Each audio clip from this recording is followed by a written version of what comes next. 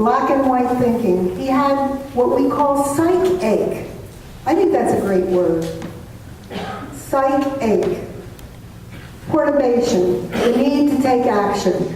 So you have this tremendous ache and the need to take action. And that's what he did. He took action.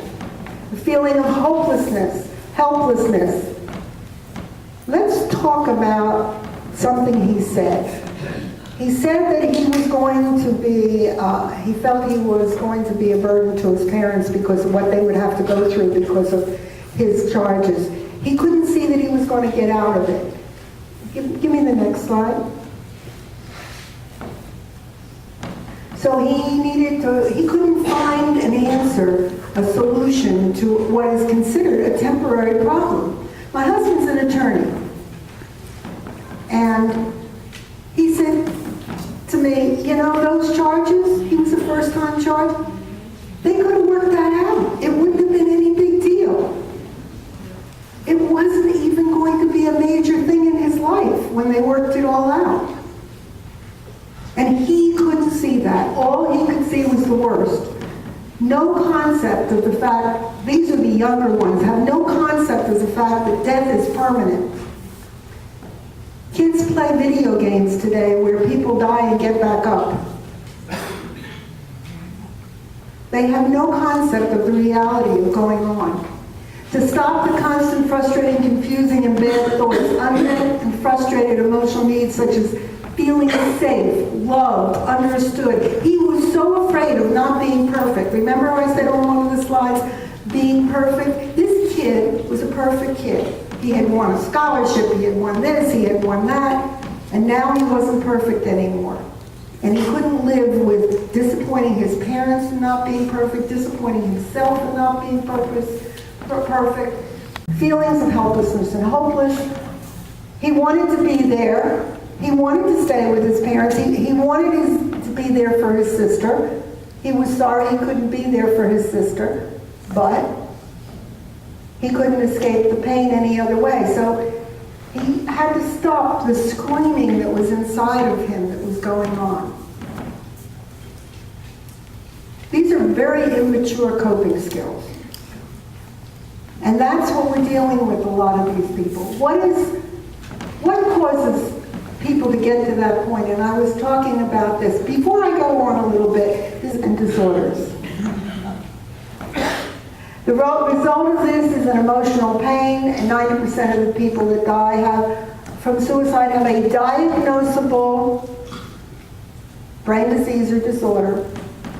Some of them aren't diagnosed, but they are diagnosable. Most, 90%. Okay, and we've talked about this, so we can go on a little bit more. I want to get... These are the questions you have to ask your families to know the client's background. Very, very important question. Number one, what traumas has that child experienced? Those traumas play an extremely important part in how that kid is handling things in their lives and how they deal with different issues. Was there abuse? It may not be from a family member, it may be from a teacher, it may be from a grandparent, a friend of the family, it could be from anywhere. Is there a history was there a suicide in the family? And we're going to talk a little bit about how do you tell, there should be a handout out there, I don't know if she put them all out, about how to tell a child about a suicide. If we would know because of problems they cause their loved ones, therefore believing the world would be better without them, being a burden. Okay? Loneliness and alienation, or feeling that no one cares or that they don't fit in or belong anymore. They don't fit in or belong. And fearlessness of pain and of dying. Fearless sign of taking risks and lack of fear. Why are they not fearing death? Because it's a relief. It's the answer. Okay? Illnesses caused that cause suicide, bipolar, manic depression. I'm sure everyone in this room knows about bipolar. The one thing that that we discuss a lot is the difference between bipolar 1 and bipolar 1 and bipolar 2. How many of you know the difference between those two illnesses? A few. Bipolar 1 is the one that everybody is used to talking about, where there's these highs, ups, and lows, downs. Very obviously. It's much easier to diagnose. Bipolar 2 is a little more like this. The changes are a little less frequent, not obviously to see. And what has happened to a lot of people who have bipolar 2 is they've been diagnosed as depressed, because that seems to be the most obvious of the two symptoms, and they are put on antidepressants, and they don't get help from antidepressants. They need to be on other medications. So make sure that if you're dealing with a child or a teen that's exhibiting that they're getting the right diagnosis. This is really, really important. I dealt with several families who the kids were bipolar 2, they were treated for depression, and they died. Okay? So that's really an important thing to know. Borderline personality disorders, I'm sure you've dealt with those. ADHD, I'm sure you've dealt with some of those. Psychiatric disorders, mood disorders, alcohol and anxiety disorders, conduct disorders, these are all things that I'm sure you have dealt with in your daily practice with kids. And they are things that need to be just absolutely approached and worked with. And there's impulsive disorders, schizophrenia, borderline, anorexia nervosa. How many people have dealt with kids with eating disorders? This is a big one. Mm-hmm. Again, it has something to do with control, doesn't it? Body image, what they think about themselves. So those are the things you have to deal with on that one. I'm going through these quickly because there's some other things I want to get to. Know your client's history. You need to know from the history. Remember I said ask the family things they can tell you, but you can't tell them. Know what precautions you need to take to keep them safe. Do you need to take the pills in the house away? Do you need to make sure there's no gun? Do you need to get them onto medication? Know what you need to do. Do you need to Baker Act? Do you need to convince the parents to get them Baker Act? I mean, pay attention to the changes in behavior or unusual or destructive behaviors, and most of all, listen to what they say. 7 to 10 years. 7 to 10 years. If you had cancer and didn't get treatment, I always use cancer because it's so obvious, and didn't get treatment for 7 to 10 years, you would die. And we have on the streets today people that are homeless, that are alcoholics or drug users, that have brain diseases and disorders that started before they were 14 and didn't get treated. We have veterans out there who aren't getting enough treatment or early enough. So early treatment for everybody is one of the most important things that we can do. Learn what the diagnosis is. If you have someone you're working with and they're going to a psychiatrist or you're working with you and you're doing the diagnosis, take the time to really get the right diagnosis.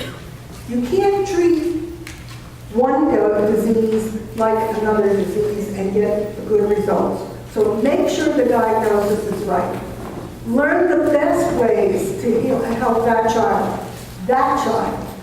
Every child is different. Every child needs to be treated as that individual that they are. Remember I said the medicines are individual? One of the things that we tell our survivors is every survivor grieves differently. Every child accepts and deals with things differently. They have to be treated as an individual. Make sure that the medicines that are prescribed are used correctly and not over-prescribed. Today, on television, you see advertisements for medications. Everybody thinks that with one pill they're going to get better from everything. Doesn't work that way. Remember, we talked about getting the right medications and prescribing them correctly. Make sure that therapy is used and available and used. Therapy is primary, especially with children. Be patient and loving. There's nothing more important to a kid to feel accepted and loved, and that someone takes the time to have patience with them. You can do so much to help a child with just patience and loving. That's what kids need. Teach others in the house to understand and not to tease or bully. Siblings often bully and tease a kid that's got a problem and make it so much worse for them. Parents bully and tease. Teachers bully and tease. Other students. So try, especially at home, to have a safe place for that kid where they can be who they are and not get teased. Reassure the child that things will get better, that with treatment everything will be all right and he'll be normal, accepted, he'll be able to live. This too shall pass, as my mom used to say. That got me through so much during my process of grieving. I didn't believe it would, but it did. And that is what you've got to give the message to the kid. Substance abuse and weapons. Is there a history of substance abuse in the child's family? A kid that sees substance abuse and alcohol use will do it because that's the accepted way. So make sure that you know if you're dealing with that as one of the problems that you're dealing with. Is there access to alcohol or drugs? Some families think it's fun to let kids use drugs and alcohol. Or they leave it available and kids try it out because they see parents doing it. And kids don't know how to use it either. Is there access to things that a child can use to cut or injure themselves or others? In that play that we did, there was one episode about a lesbian girl who was a cutter. And the whole thing about getting that knife away from her, that she carried with her 24/7. So if you can keep those things away from kids, keep the access away, maybe you can stop that whole thing. And is there access to guns? And that speaks for itself. What is a coexisting disorder?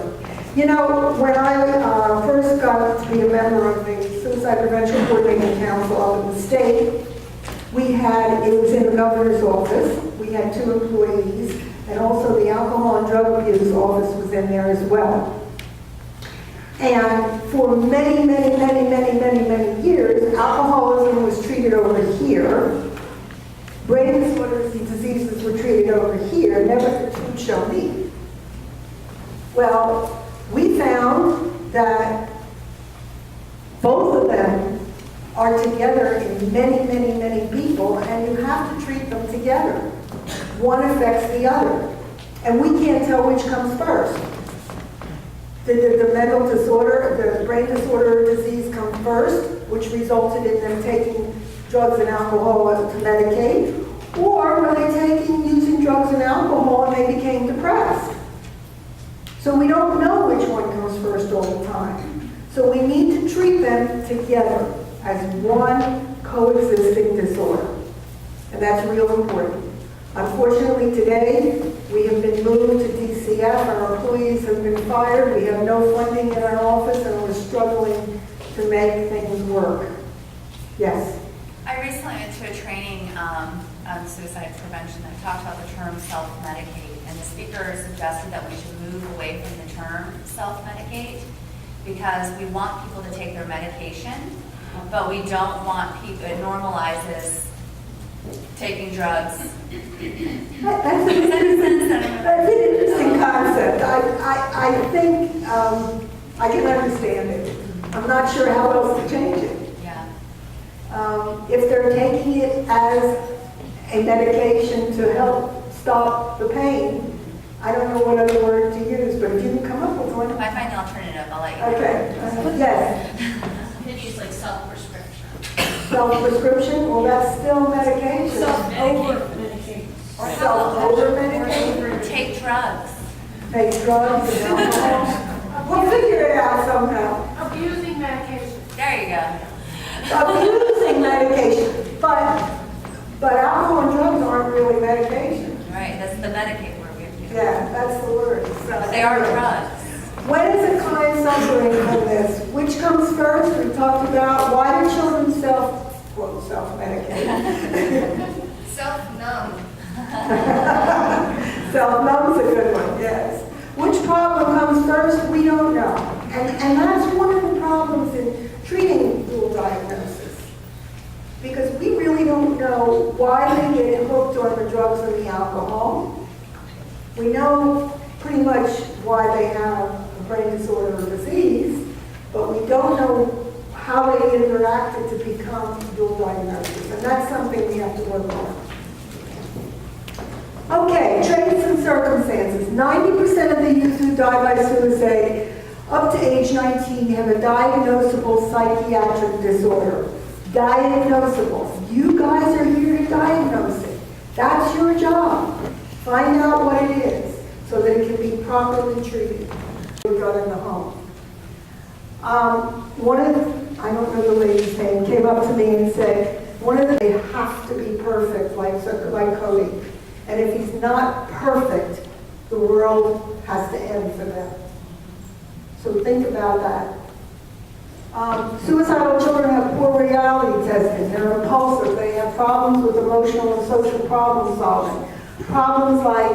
Programs like FIST, the Florida Initiative for Suicide, Solutions Unlimited Now, and that's one of the brochures I forgot to bring in. We've done it with the Boys and Girls Clubs, the YMCA, and so forth. Is the FIST Solutions Unlimited Sun program. Go to the next one.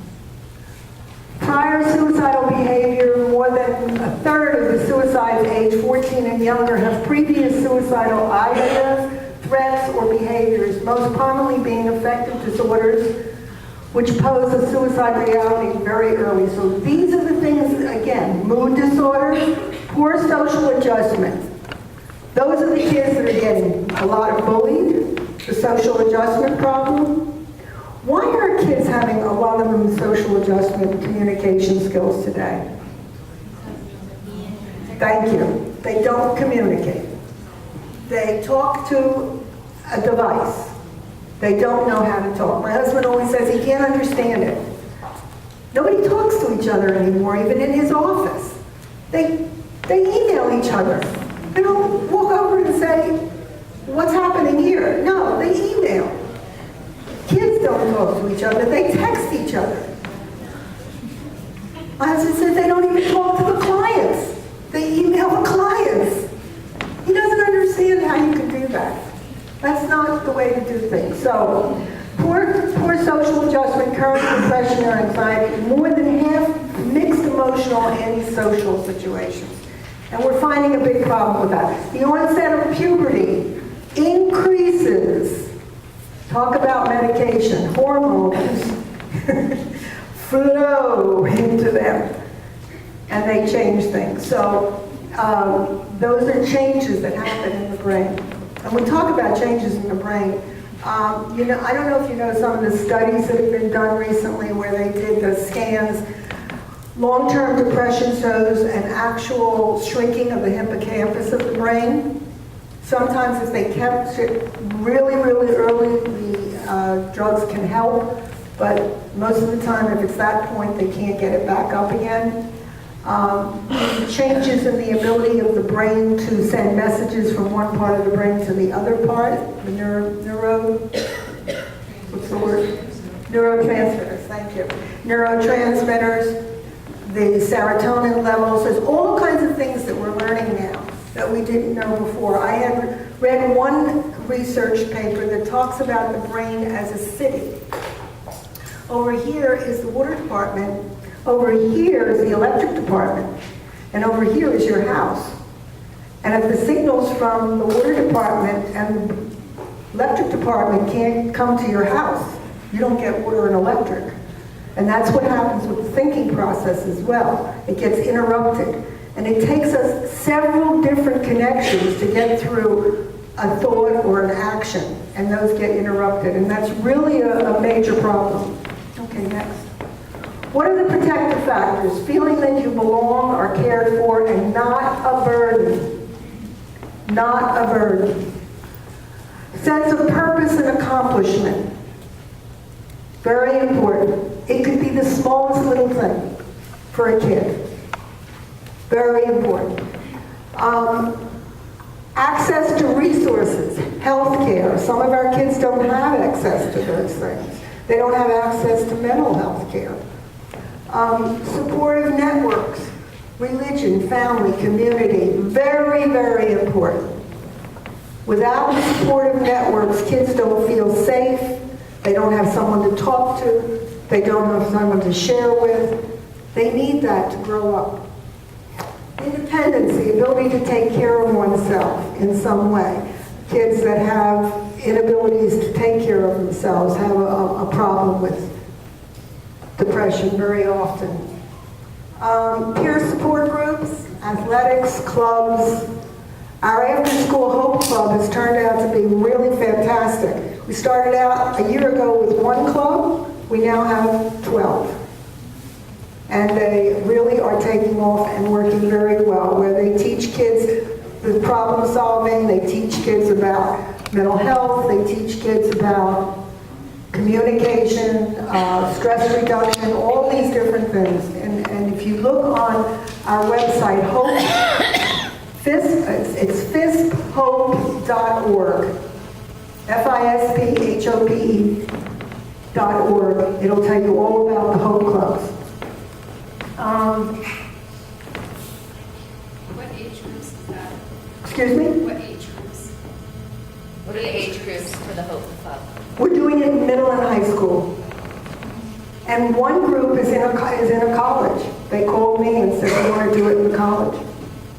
So, okay, protective support systems against bullying, and we're working on that in schools. We're working on that in homes. The people understand what bullying is, and they know how to effectively go and protect their children. Unfortunately, not everybody reacts the way they're supposed to when they go to the schools and they say, we need your help, my kid is being bullied. And open communication. Yes? I think it's important to also teach the kids themselves how to handle bullying. I mean, I think the system is important too, but I just think sometimes we rely a lot on the parents and the professionals, but also like instructions to the kids themselves, like how do you prevent yourself from getting bullied, and how do you handle it when you are bullied? In an effective way. In the Hope Club, we do a whole series of things on the bullying and how the kids should react to bullying. And one of the things that we try and teach is that if a kid is being bullied, don't stand by, stand up and help that kid, be behind him so that he's not alone, number one. Number two, to help that kid know how to stand up for themselves is what you're saying. Yes. Yeah. Okay, and feeling safe. There's nothing more important than a kid feeling safe. And in this world, sometimes that's hard. So these are our SUN program, 10 steps, okay? It's still facilitated by a professional mental health professional. We use mostly doctoral students from Nova Southeastern High School in psychology. We do have some regular licensed people that we use, but mostly we use the students, and they're really good because they're young and they relate to the kids, so that's really important. They have professional and all parents can use these steps to help children, and we'll start talking about what those 10 steps are. First, there's a group of 10 kids. The first thing, before we go through the 10 steps, the first thing is they are committed to this. Everything that happens in this room is confidential. The only time it isn't confidential is when somebody's Baker Act thing, when somebody's at risk of hurting themselves or somebody else, okay? That's when the confidentiality is broken. There are 10 kids in a group, and the first thing that they do is we use icebreakers to get them to feel comfortable with each other and learn about each other, is they recognize that they have a problem. Some kids don't even think they have a problem. There are not only kids with problems in the group, it's anybody can join the group. Anybody can come to a meeting if they have a problem. So they recognize they have a problem. Now, that is just part of it. What is the real problem? Kids tend to think that the problem is one thing when it's really something else. Like, my brother's beating me up. Why is your brother beating you up? Because he hates me. Well, the real problem is the brother may feel that the parents are paying more attention to them, to the other kid, than they are to him. Or there may be some other reason. But they have to find out what the real problem is. So they define that. Then they bring the problem to the group. Everybody in the group takes on that problem as if it were their own. So they get to see how other people feel. They learn empathy. Oh, if this was my problem, how would I feel about it? Well, I'd feel really terrible. I wouldn't want this to be my problem. Or I'd be really angry. Or I don't understand this. So they take it on as their own and they become the helper. Then they brainstorm about different solutions. And we often put them up on a board or up on a pad, and so every solution is a possibility. You can use this with your clients because it's an excellent step process for them. And they put up all the possible solutions. And then they discuss the pros and the cons of each solution. Now, if Cody had done this, do you think he would have figured out something other than having to take his life? So, if this solution is all good, fine. If this solution is not so good, fine. And they go through all of those. And then they help the child whose problem it is pick a solution that works for them, that they feel would be a good solution. And once they have that solution, they actually help them plan a plan on how they're going to carry it out. Now, some problems don't have solutions.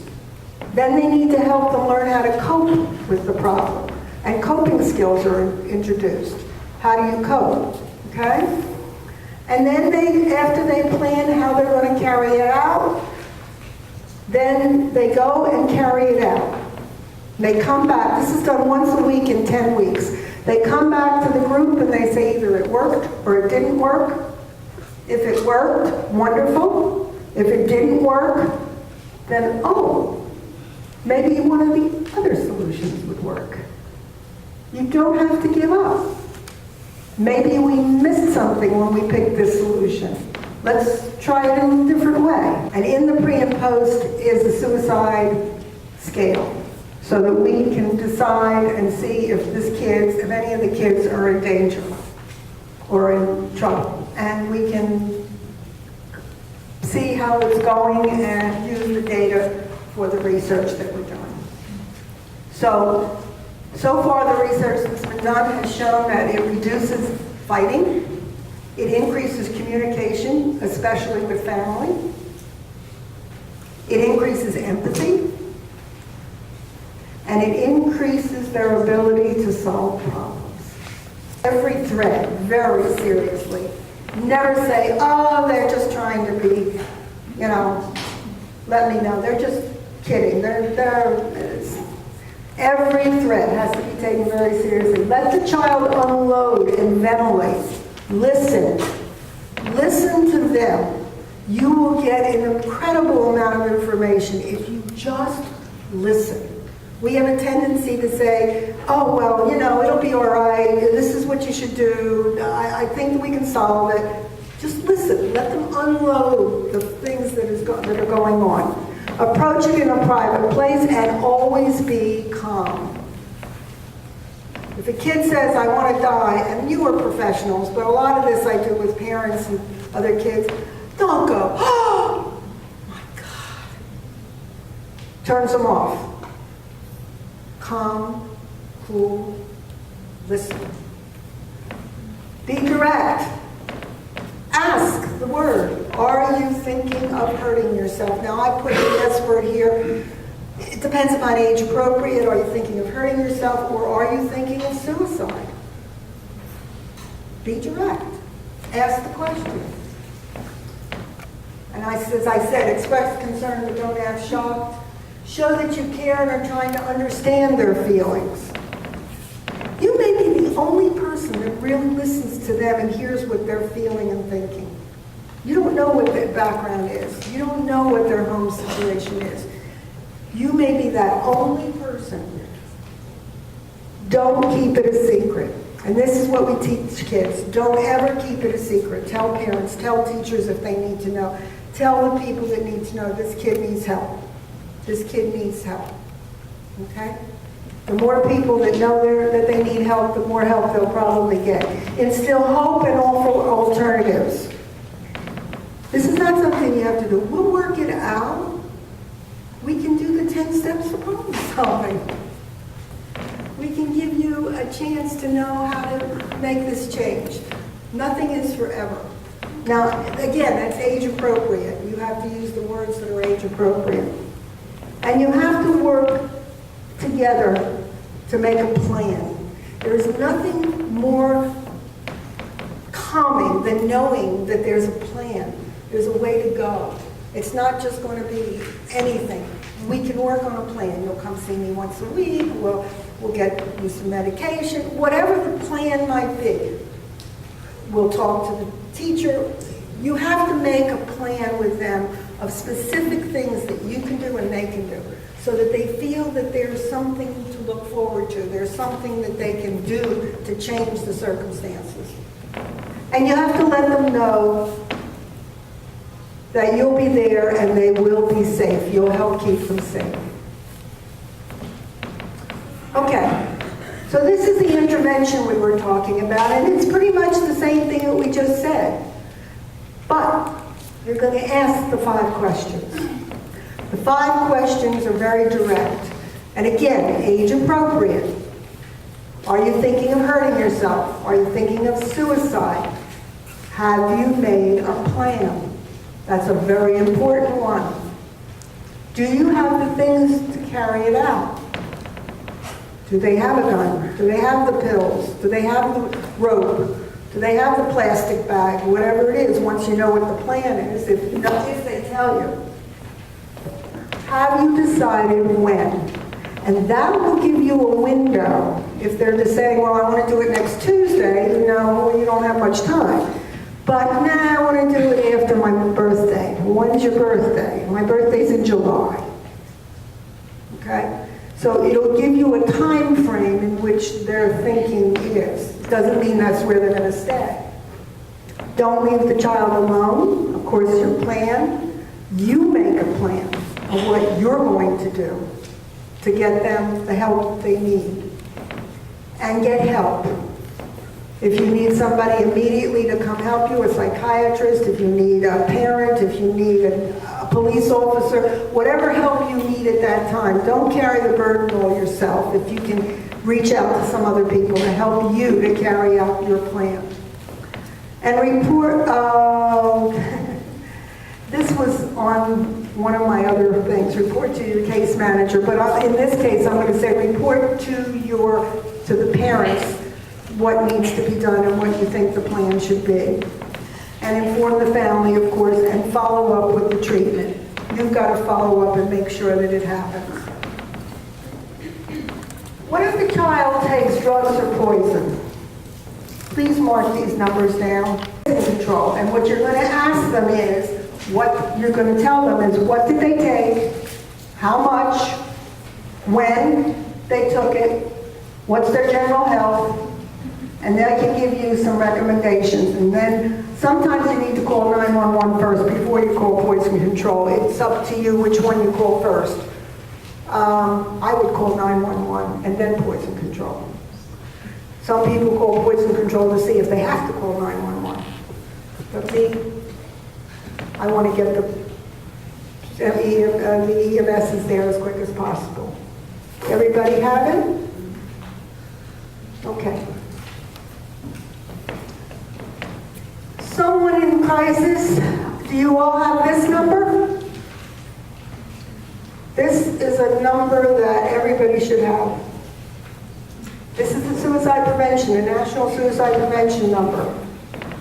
And this is for everybody. So if you as a therapist need help, they can also help you. And of course 211, there's 211 here, we have 211 in Broward. It's pretty much all over the state, I think, now. So, talk a little bit about bullying. What's bullying? Bullying is, and this is really interesting, the original teacher or coach or whatever, you need to find out who's doing the bullying so that you can know how to protect the child. And that comes from the child or his friends or somebody that his parent, but you need to find out who's doing the bullying so that you can help protect them. Emphasis on the bully. There's a reason people bully.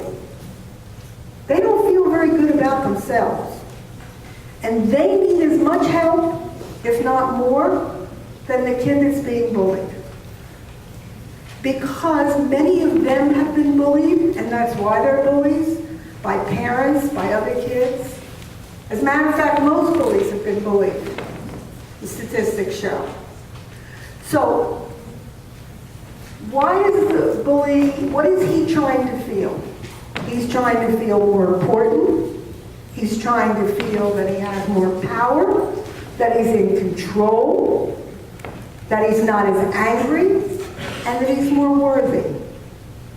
Does that sound like a kid who's in trouble? You bet.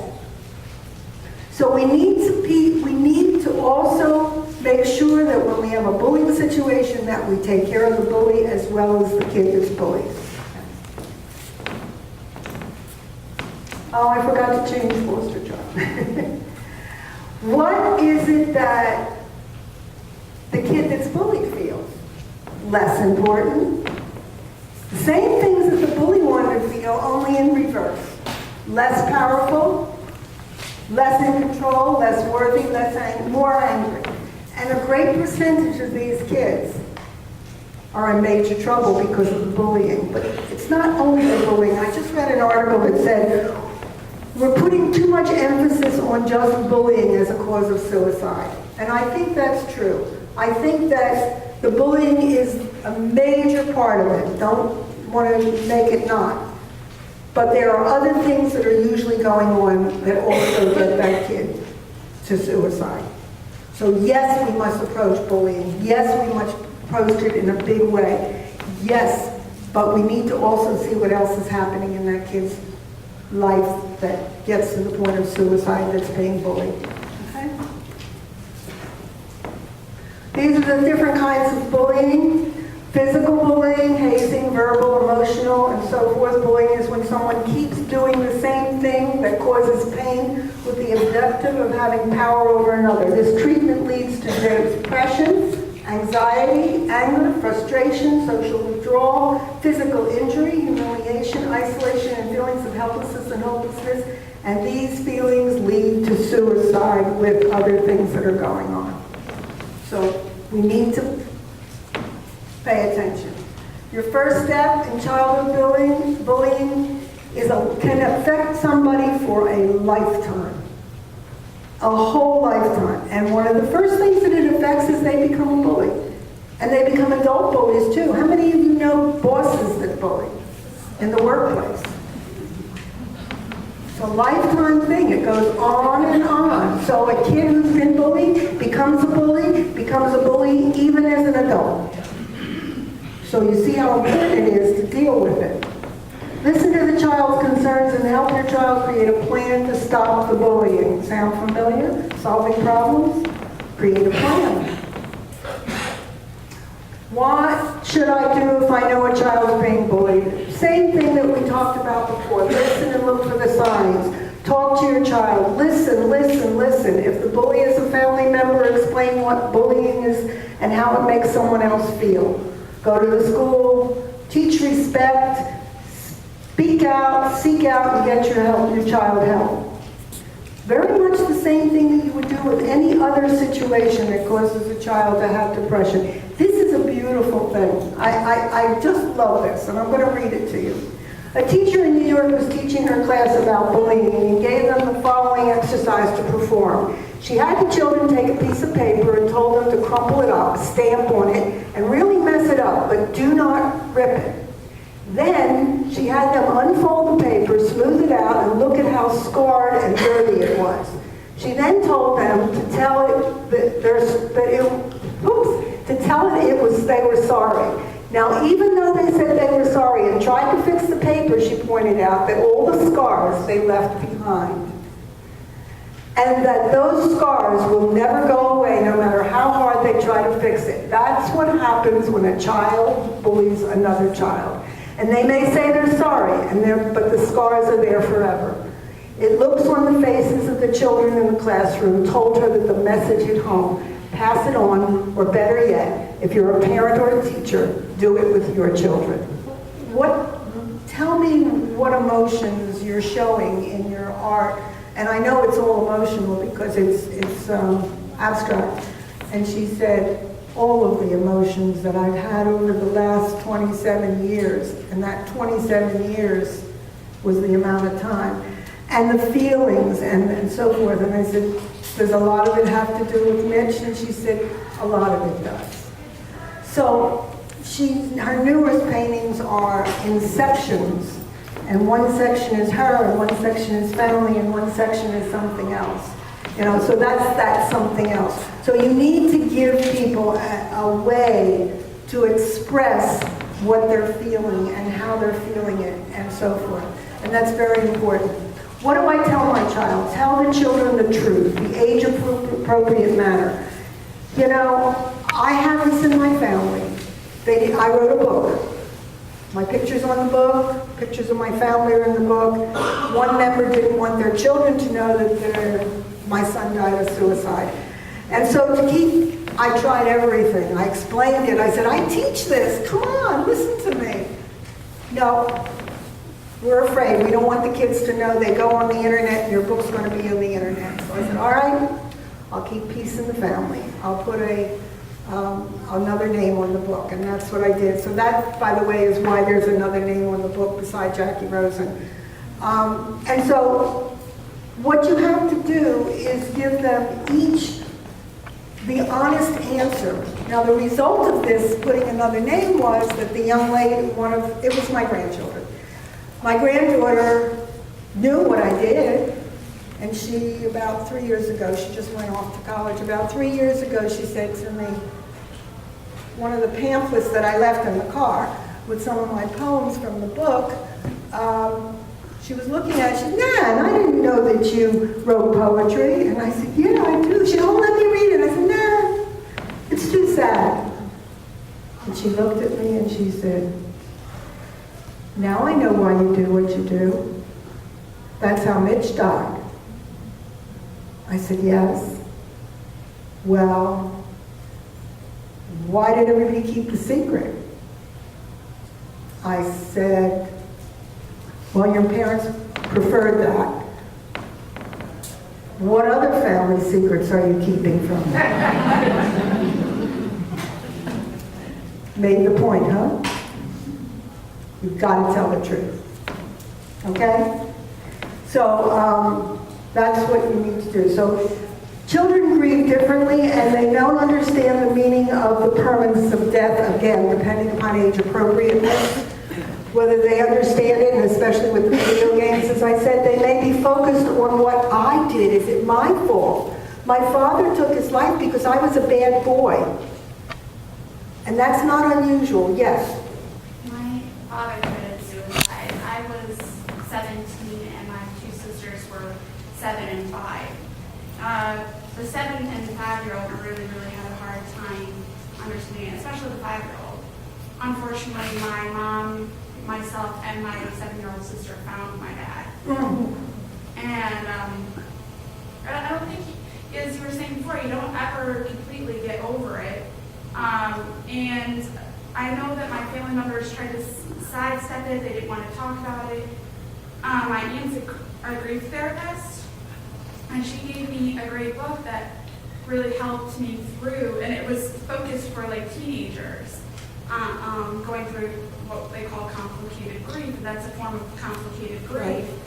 And you're gonna, one thing that the book really taught me was that, you know, at different phases in your life, it's gonna come up again, because this is a type of grief you don't have closure for.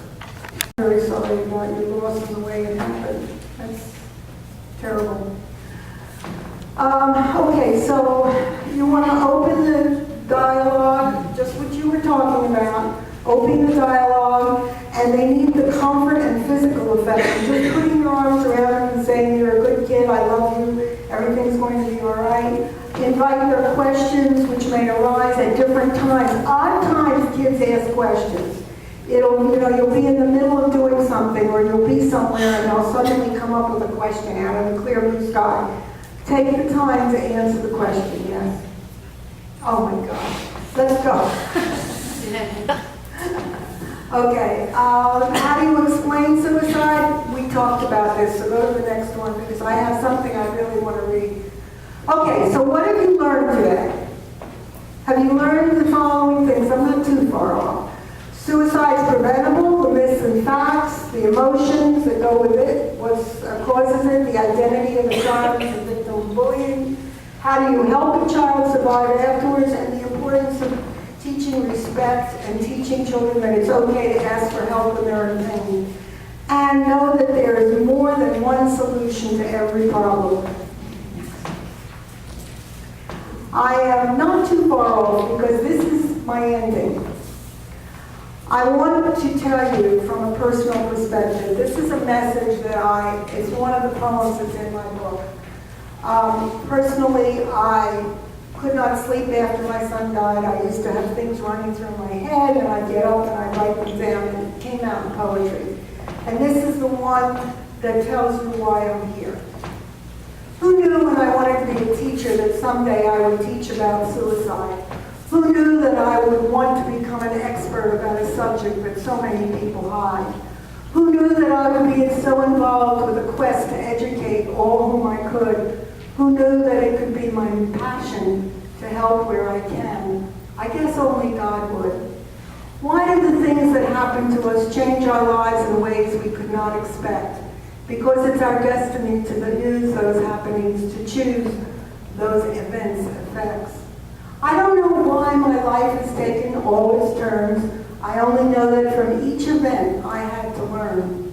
I work today in the field of sadness and sorrow. Some of my survivors are so afraid of tomorrow. I keep telling them that this is not the end of life, but they need to go through the process to end the strife. I know that there's no other work that I would want to do. I just want to help people who have suffered like me and you. I want to change those things in life that make suicide happen to all ages. I want to change the stigma and educate how to prevent suicide before it reaches those stages. Who knew that the death of my son would help so many other people survive? Who knew the worst loss and pain in my life would give me a chance to help keep others alive? Who knew that I would be so at peace after I thought it would never happen again? Who knew that the life would have such meaning and purpose as the result of my son's untimely end? I learned life is what you choose to make it be. I found the huge gift of love my son gave to me.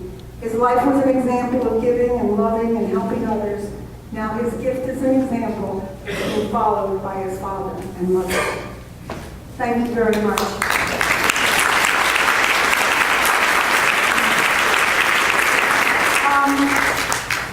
I do, if any anybody wants to take my card and contact me for any information or anything, I'm going to, while she's closing up, I'm going to run out and get my brochures out of the car, and hopefully it's not raining. Thank you. Okay, don't go yet. We're hearing from two more people, if you remember, both what I like to think of Martin County's protective factors. First, I'd like to invite Executive Director from 211, Susan Guza, to come up and share with us about this valuable resource in our community. And then after that, we'll hear from Jeff Sheriff.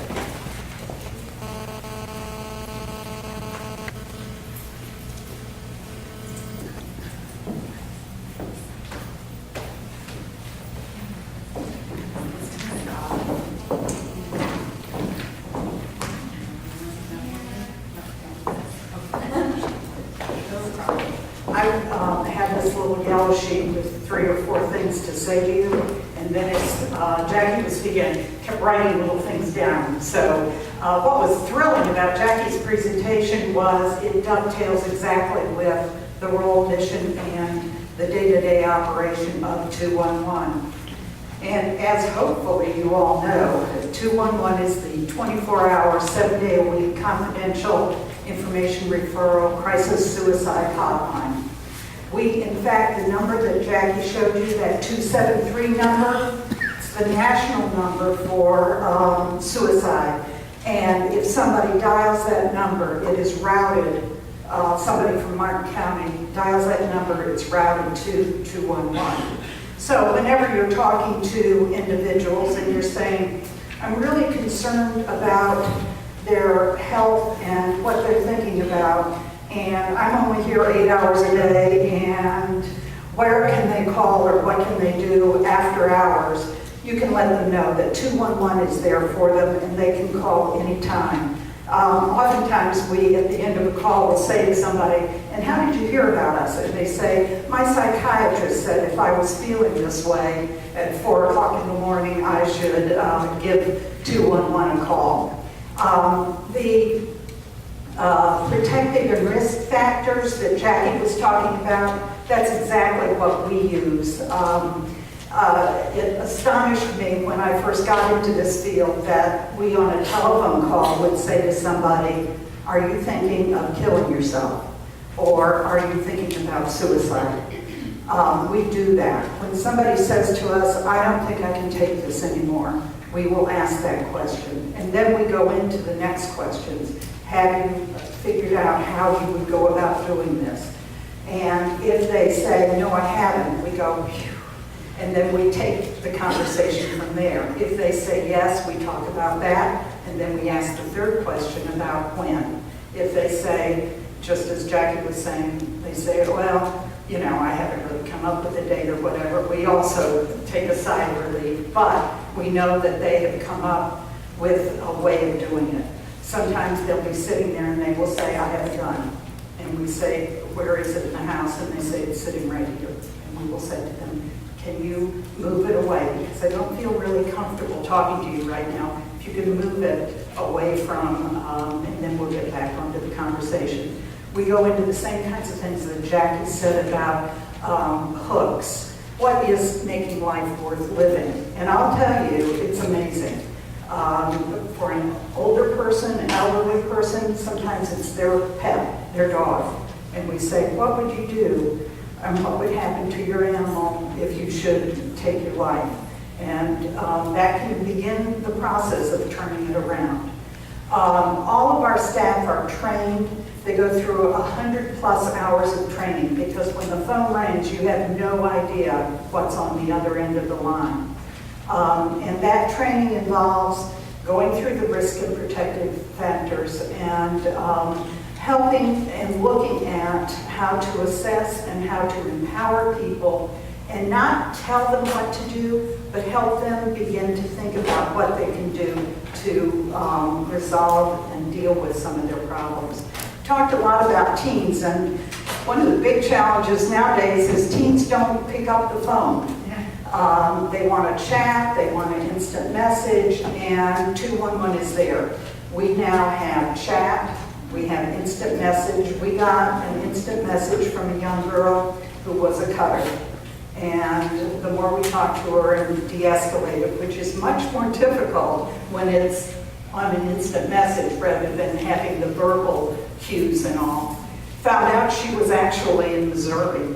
But we were able to determine somebody in her life that she felt comfortable talking to, and working through that, we got her on the phone with us eventually, and then were able to de-escalate, and it all worked out quite well. We always feel that if people are calling us, they really want somebody to talk to them, want somebody to help turn around the situation. So for that reason, I urge you, not that we need the traffic, mind you, but I urge you to let your clients and individuals know that 211 is there for them, because we never know when they're going to have these feelings, and they need to be able to know that there's some place to call.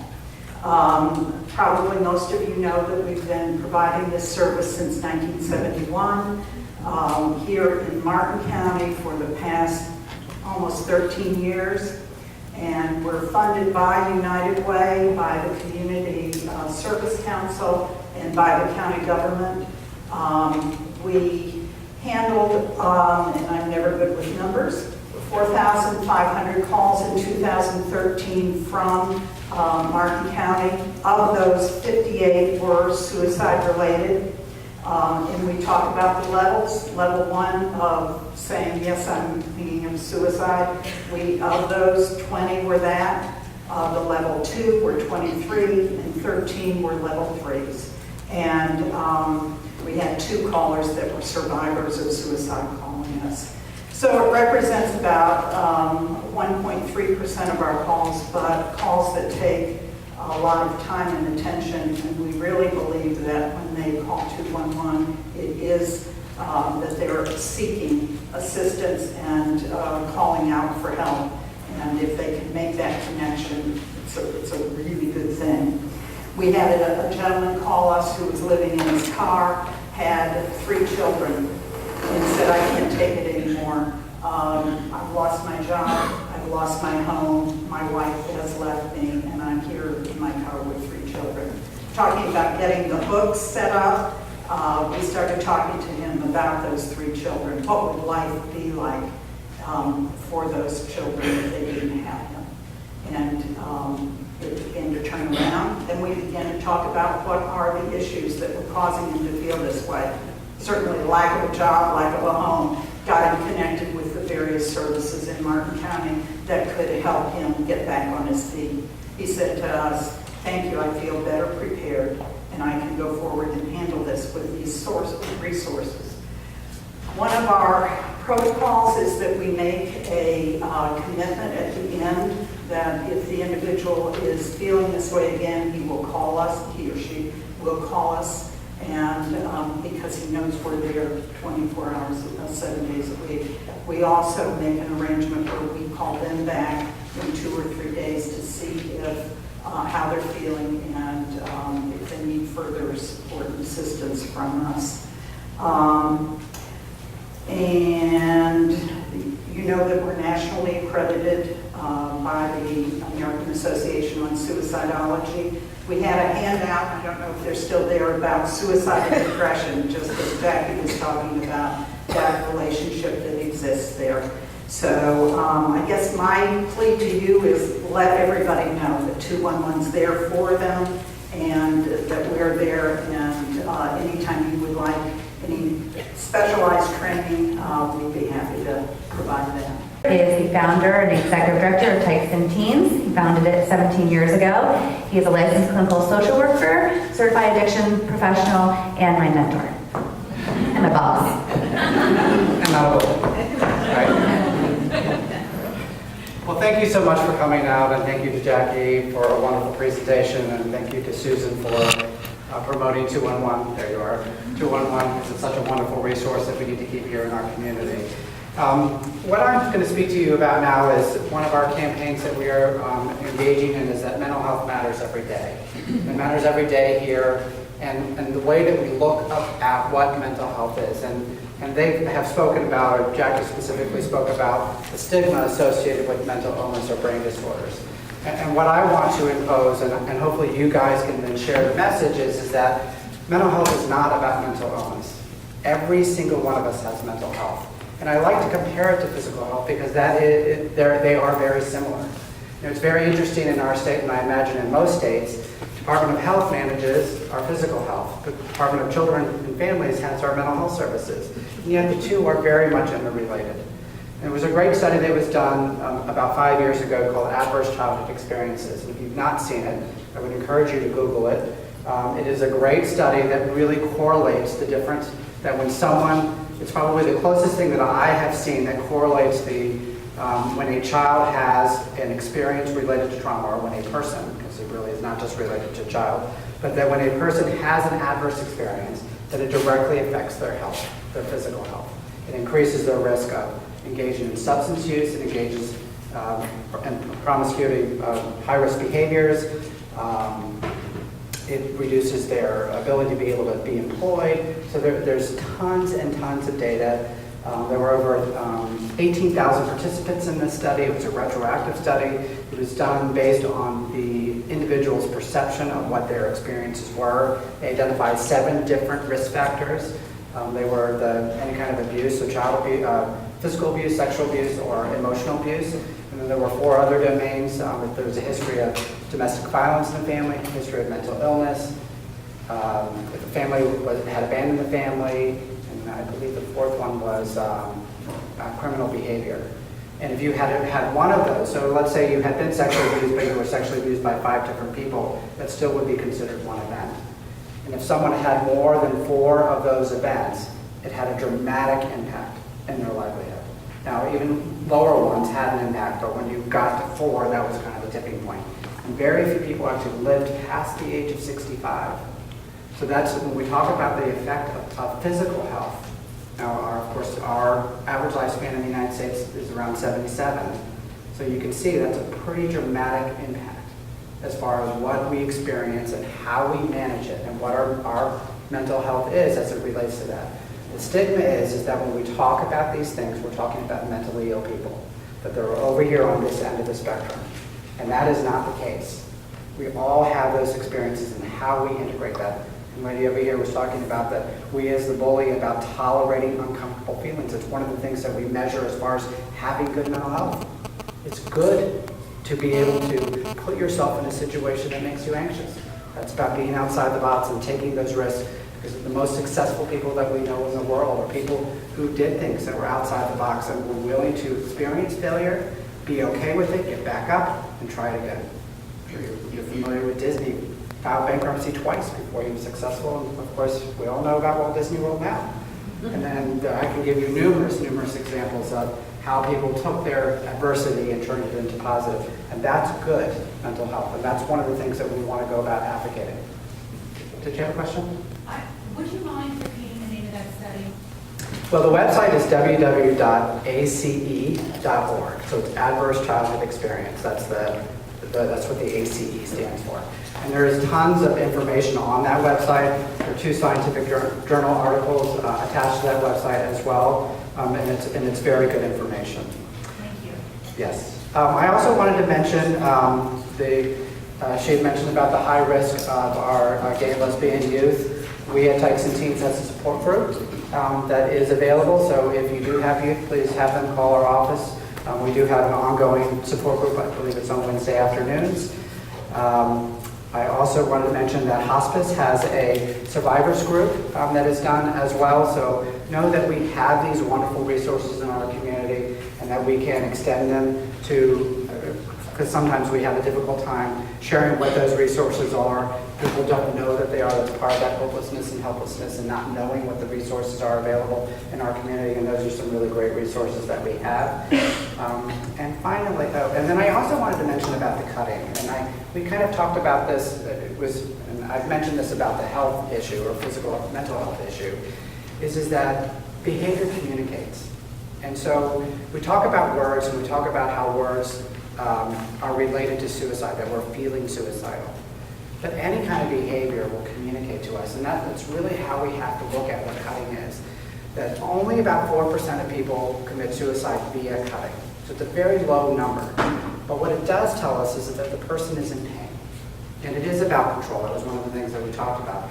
But that we can't ignore what those behaviors are, that things are. And the thing that drives me the most crazy in dealing with parents, which I know all of you deal with, is when parents minimize what their child is going through.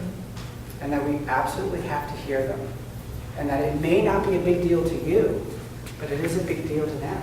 And when they do feel hopeless people and desperate people engage in desperate acts.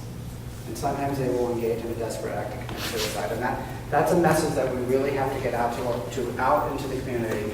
That is why people do what they do. They're desperate.